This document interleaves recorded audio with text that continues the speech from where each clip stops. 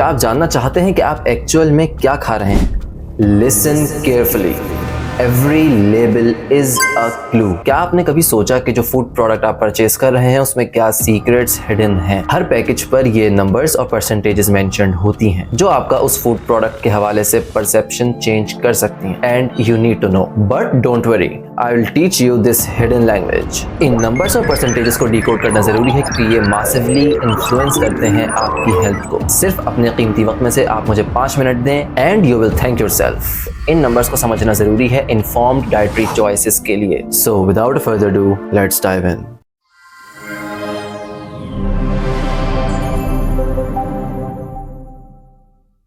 जब भी हम पैकेज्ड फूड्स खरीदते हैं तो उसके पीछे इस तरह से एक न्यूट्रिशन फैक्ट्स लेबल होता है कि जिसे पढ़कर समझना जरूरी है कि इसमें क्या चीज कितनी कितनी क्वांटिटी में मौजूद है, कि जिससे आपको ओवरऑल अंदाजा हो सकता है कि ये पैकेज्ड फूड आपकी हेल्थ के लिए ऑप्टिमम है या नहीं, आपको ये खरीदना चाहिए या नहीं, और ये किस हद तक आपकी वेट लॉस जर्नी को इन्फ्लुएंस करेगा। मैं आपको 4 ऐसे इजी स्टेप्स बताऊंगा कि जिसके थ्रू आप इसको आराम से डिकोड कर सकते हैं। So without further do, let's dive in. Step number 1, इसमें आपको देखना है सर्विंग साइज और सर्विंग्स पर कंटेनर जो कि लेबल में सबसे टॉप पर मेंशन्ड होता है, क्योंकि नीचे जितने भी न्यूट्रिएंट्स के डिवीजन है वो इन्हीं सर्विंग्स की बेसिस पर डिस्ट्रीब्यूटेड होती है। सर्विंग साइज क्या है? सर्विंग साइज एक स्टैंडर्ड मेजरमेंट है जो कि रिप्रेजेंट करती है किसी भी फूड या ड्रिंक के अमाउंट को कैसे कितना कंज्यूम करना है। अब मिसाल के तौर पर किसी न्यूट्रिशन फैक्ट्स लेबल के ऊपर सर्विंग साइज है 1 टेबल स्पून या 2 टेबल स्पून, और ब्रैकेट में अक्सर वो ग्राम्स में मेंशन कर देते हैं। स्टैंडर्ड सर्विंग साइज है 1 टेबल स्पून का 15 ग्राम, लेकिन बाज लेबल्स में इसको 14 ग्राम्स और बाज में 12 ग्राम से रिप्रेजेंट करते हैं। तो उसका मतलब यह है कि नीचे जितने भी न्यूट्रिएंट्स डिवाइडेड हैं, विटामिन हैं, मिनरल्स हैं या कार्बोहाइड्रेट्स, फैट्स, प्रोटीन्स, वो सब उस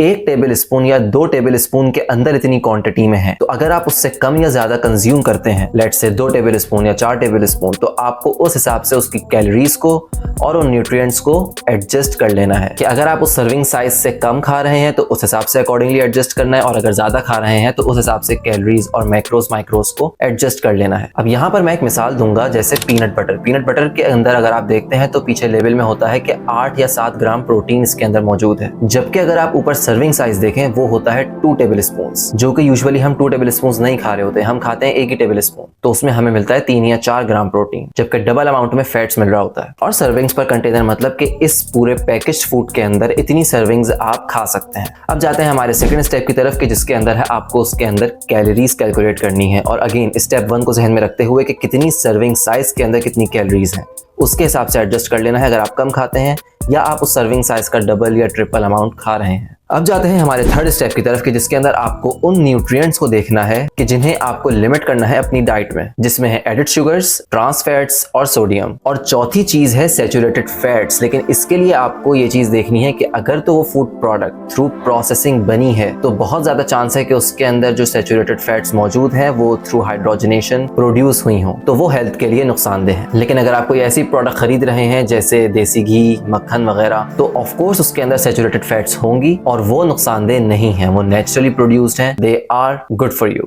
अब लेबल के अंदर ये अगर आपने देखा भी कि मौजूद है तो आप इसको असेस कैसे करेंगे? इसको असेस करने के लिए आपको बिल्कुल राइट हैंड साइड पर देखना होगा, जो परसेंट डेली वैल्यूज मेंशन्ड होती हैं उसके अंदर जो लिमिट करने वाले न्यूट्रिएंट्स हैं वो 5% या उससे कम हो, और वो न्यूट्रिएंट्स जो ज्यादा डिजायरेबल हैं जैसे कुछ विटामिन, मिनरल्स या प्रोटीन, तो वो 20% या उससे ज्यादा हो। एक्सेप्शन ट्रांस फैट्स के अंदर है जो कि एक अनडिजायरेबल न्यूट्रिएंट है और वो 1% से कम होना चाहिए, और बेस्ट यही है कि वो एब्सेंट हो। तो अगर कोई पैकेज्ड फूड इस ब्रैकेट के ऊपर लाई करता है जिसमें अनडिजायरिंग न्यूट्रिएंट्स 5% से कम है और डिजायरेबल न्यूट्रिएंट्स 20% या उससे ज्यादा हैं, तो वो पैकेज्ड फूड आपके लिए ऑप्टिमम होगा। But wait for the later steps. अब इन 3 स्टेप्स तक you are done with the food label. Step 4 के अंदर आपको देखना है इंग्रेडिएंट्स लिस्ट के अंदर जाकर। उसमें होता यह है कि इंग्रेडिएंट्स हमेशा क्वांटिटी के हिसाब से डिसेंडिंग ऑर्डर में मेंशन्ड होते हैं। तो जो स्टार्ट में इंग्रेडिएंट्स होंगे सबसे ज्यादा क्वांटिटी उस प्रोडक्ट के अंदर उन्हीं इंग्रेडिएंट्स की होगी। तो जिसके अंदर आपको देखना है अगर शुरू में ही मेंशन्ड है हाई फ्रुक्टोज कॉर्न सिरप यानी कि